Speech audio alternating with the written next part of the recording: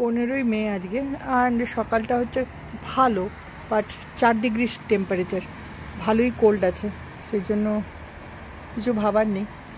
সকালটা এরকমই যায়। এখন একটু অসীম বেরিয়ে গেছে অফিস, ভেবেছিলাম আমি ওয়াকিংয়ে যাব, কিন্তু এই ঠান্ডার মধ্যে আবার জামা কাপড় পরে হাঁটতে যাওয়ার একটু ইচ্ছে হচ্ছে না।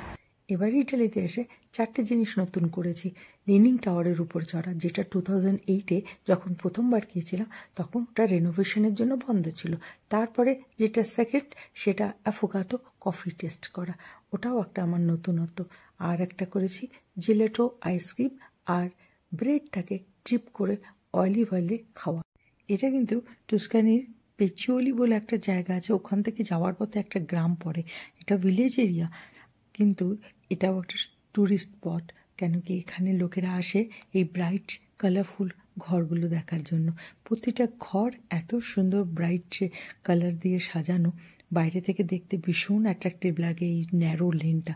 আর লোকে দাঁড়িয়ে দাঁড়িয়ে ফটোগ্রাফিও করে এখানে।